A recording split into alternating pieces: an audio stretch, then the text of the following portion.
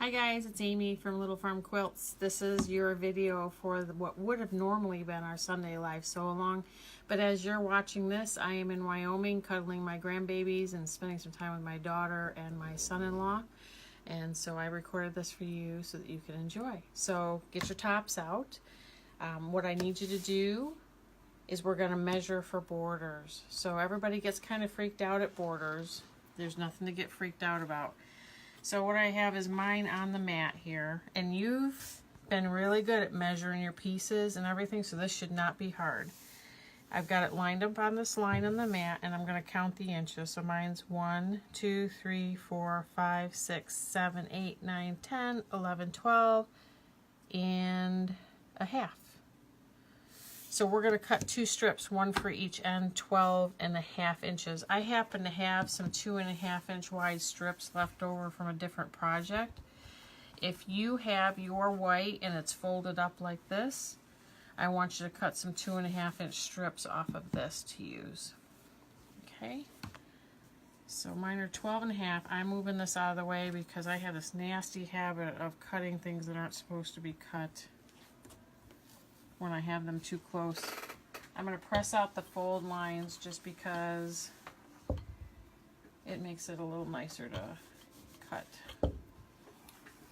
And I'm going to do 12.5, so we're going to make it easy. We're going to start at 10 inches here, which means I should be cutting at 22.5.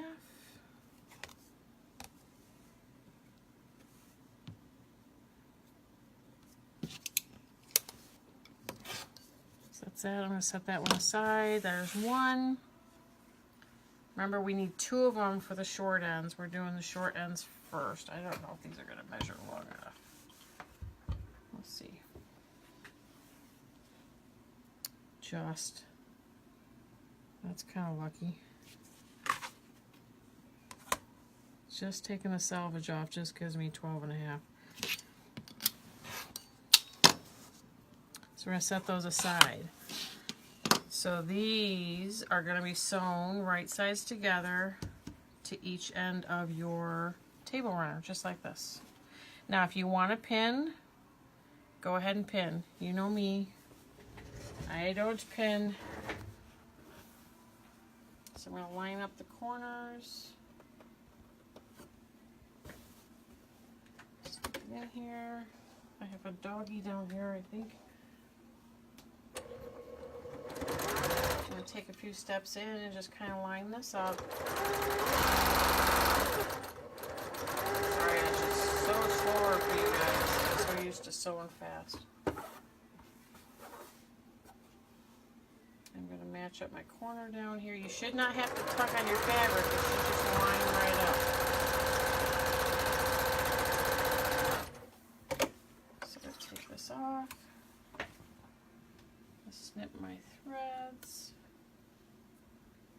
You have to excuse the mess behind me. We're getting ready for our trip, so I'm trying to get some things ready to go. Okay, put the one on the other end. So opposite end, right sides together.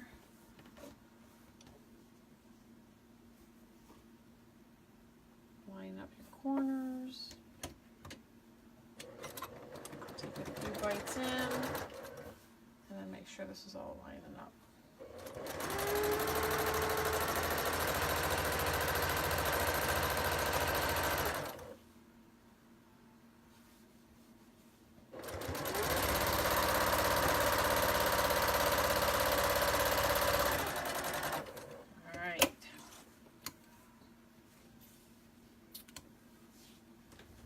Alright, I'm going to iron these. Got a ruler sitting here in case I have to cut more strips, because I think I'm going to have to. Ironing, sometimes you go over the seam before you turn this over, and it relaxes the seam just a little bit and helps it press. So which direction do you press? I'm pressing it towards the white. Ooh, pressing to the dark side. I think we should press to the dark side, though. Matt's right. We should press to the dark side, because we have grays and blacks in there.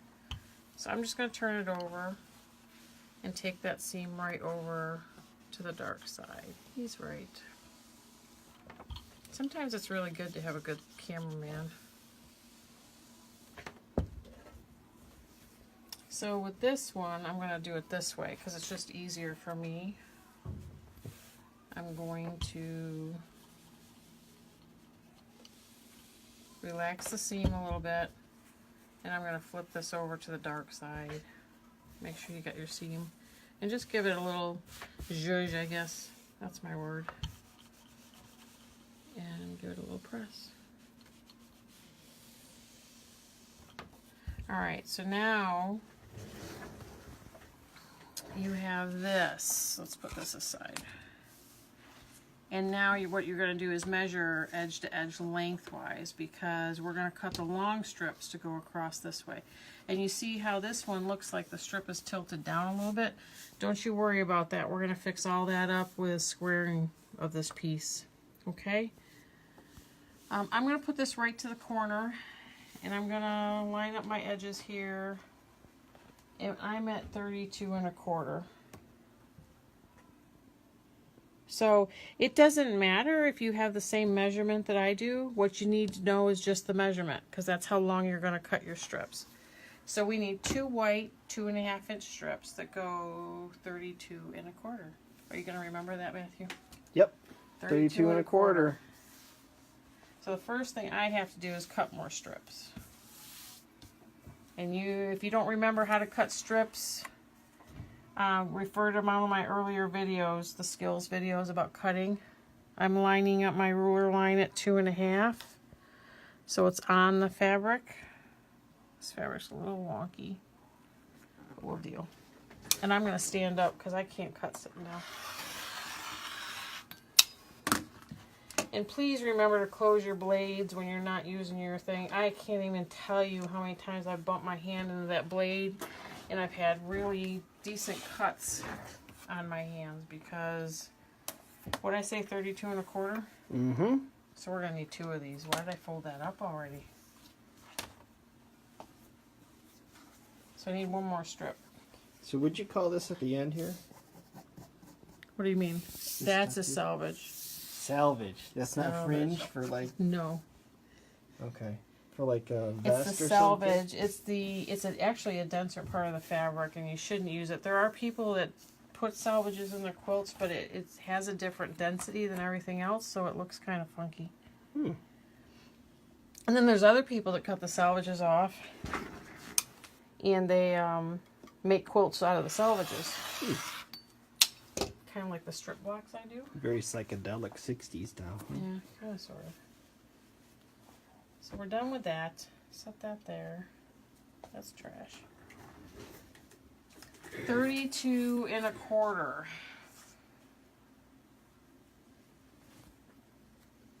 Open this up and get rid of this crease.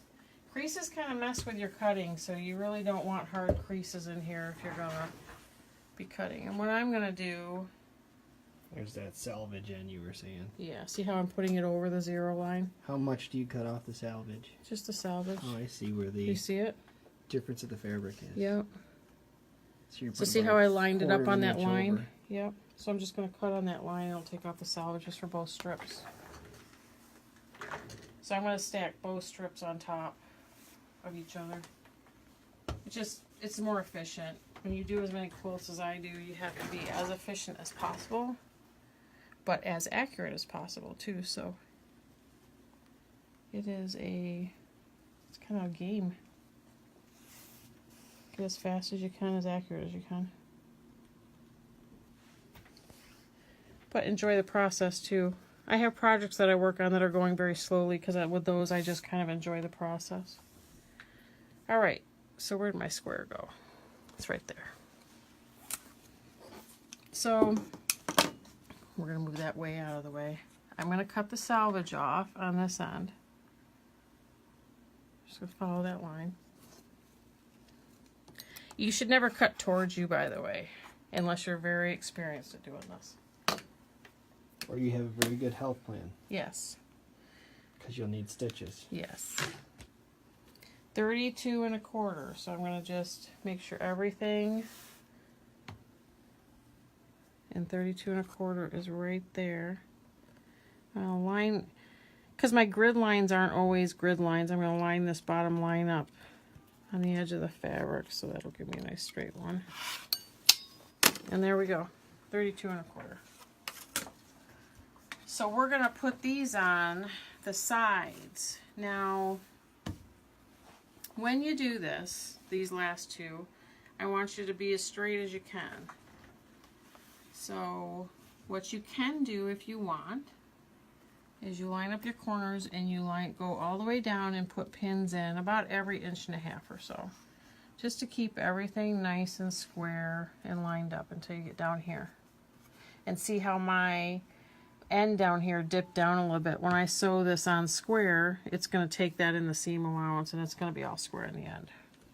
So if you're new and you're nervous about the long seam, go ahead and put a pin in about every 1.5 inches or so, maybe 2 inches, just to keep everything in place. I don't pin, so we're just going to go ahead and do this. And we're going to do it the same way we did the side seams. You're going to line up your corner. It's just Little Farm Quilts or Rebel Sewing.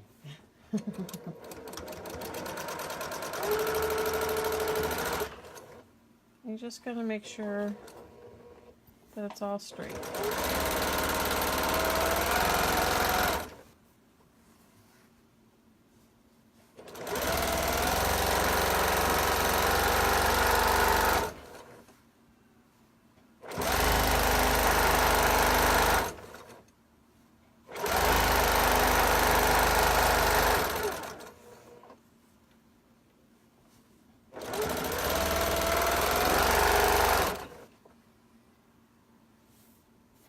And so when I get to the end here, I'm just making sure that everything's square.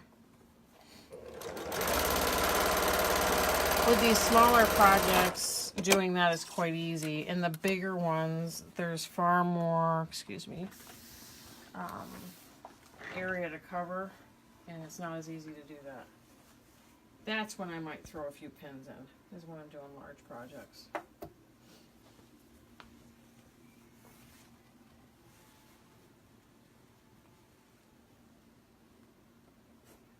So this one, as you see, the side strip hangs over a little bit. What I'm more concerned with is having the square on the top here, and even with the edges of the gray block right there. That's what I'm most concerned with. So back up and look at the bigger picture here. This is uneven here on the end, but I can square it up simply by squaring that and having this edge flush with the gray, and then use the edge of this fabric for your 1/4 inch. So the part that sticks out is not going to be part of your No, 1/4 inch. that'll get sucked right into the seam allowance. And then I just go a little ways and adjust. This is how I get away with not pinning.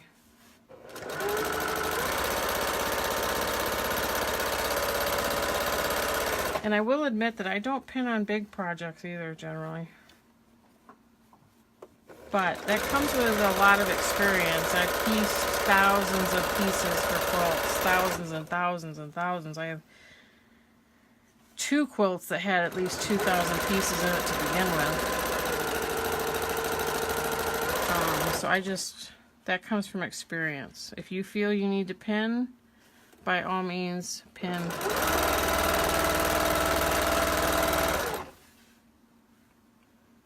So now you're squaring up again at Yep, the end. now I'm squaring up at the end. I'm just making sure everything's square. And see, I didn't have to pull that fabric. All I'm doing is smoothing everything down because things get kind of wonky. They do. And I'm just smoothing everything down. I'm not pulling the fabric. I'm just smoothing it down flat. And it's all squared at the end. So I'm going to continue. But you notice I'm holding it on both sides of here. Because sometimes it'll twist on you. And I've had that happen enough times where I don't like it. So I'm going to trim. I'm going to trim threads. That's a pretty cool little trimmer. It is a cool trimmer. Every sewing machine has that? Yeah. All of them on the side. Ta-da! In case you never knew you had a trimmer. Thread cutter. Thread cutter. Same with this. We're gonna, well, first of all, we're gonna relax the seam a little bit, just because it's a long seam, and see how I leave that iron down? It's a bad habit. And then what I'm going to do is start this end because I'm right-handed, and I'm just going to flip that seam to the dark side underneath there. And I'm just going to start from here to here. And I'm just going to work that seam over to the dark side and work my way down both sides.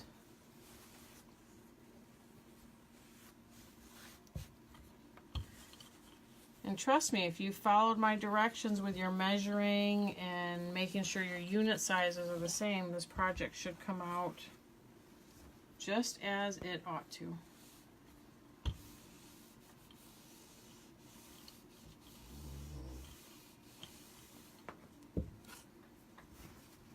So I'm going to flip it over.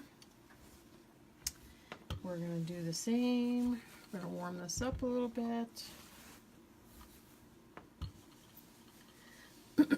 Why you warm it up?